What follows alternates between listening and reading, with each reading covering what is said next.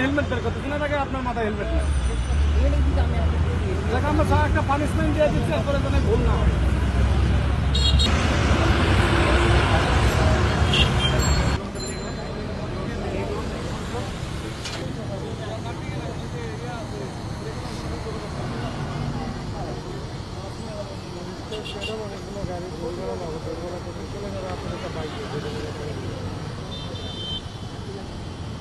আপনাকে মামলাতে এখনই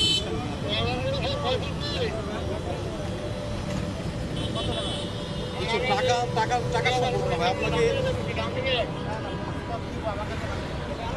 আমরা তো টাকা নিতে পারবো না ভাই। আপনাকে আমি একটা কিউআর কোড দিব, আপনার যদি বিকাশ অ্যাকাউন্ট থাকে, বিকাশ অ্যাকাউন্ট থেকে পেমেন্টে যে আপনার স্ক্যান করতে হবে।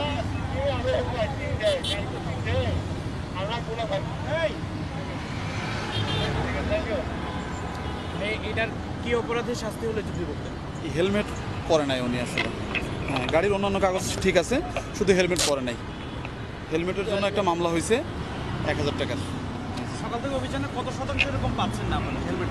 হ্যাঁ, হেলমেট ছাড়া তো অনেকেই পাইছি। আমি মামলা করছি তো 5টা মতো। আমরা এখানে প্রায় 10টার বেশি মামলা করা হয়েছে। এবং আপনারা জানেন যে এই যে বিশেষ করে যে এই রোডটা আপনার নিকুঞ্জ পর্যন্ত, এই রোডটাতে প্রচুর পরিমাণ বাইকের অ্যাক্সিডেন্ট হয়। তো সুতরাং এই রাস্তায় আমরা বাইকের ব্যাপারে খুবই কঠোর। আমরা এখানে কোনো প্রকার মার্জনা করি না। বাইকে যদি কোনো বাইকারের পিলিয়নার বা ড্রাইভারের যদি হেলমেট না থাকে, সেক্ষেত্রে আমরা মামলা দিয়ে দিই। এই মামলার প্রথমবার মামলা ঢাকা মেট্রো যে আইন আছে, এখানে আপনার প্রথমবার 1000 টাকা আসে। সেম অপরাধ যদি আরেকবার করে বা পুনরায় করে, সেক্ষেত্রে 2000 টাকা আসে। কিন্তু আপনারা এটা ইনক্লুড করেন নাই।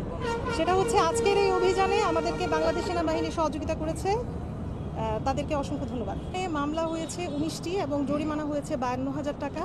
আর আমরা ফিটনেস না থাকার কারণে হানিফ, আজমেরি এবং ভিআইপি এই 3টা বাসকে আমরা ডাম্পিং দিয়েছি। তো সবচেয়ে বড় যে ব্যত্যয় সেটা দেখেছি যে বেশিরভাগ দূরপাল্লার বাসগুলোই রুট ভায়োলেশন করছে। আপনারা জানেন যে এটা ঢাকা ময়মনসিংহ হাইওয়ে, এখানে এয়ারপোর্ট আছে, রেল স্টেশন আছে, এটা খুবই ব্যস্ততম একটা সড়ক।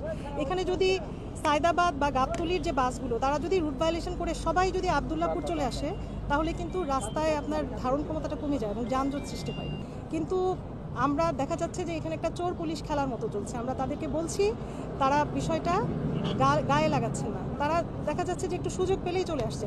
আপনারা জানেন যে কিছুদিন আগেই, কয়েক মাস আগে এখানে লা মেরিডিয়ান থেকে এয়ারপোর্ট উত্তরা পর্যন্ত একটা নীরব এলাকা কিন্তু ঘোষণা করা হয়েছে। একটা এনজিও কাজ করেছে বেশ কয়েকদিন ধরে, সবাইকে লিফলেট বিতরণ করা হয়েছে।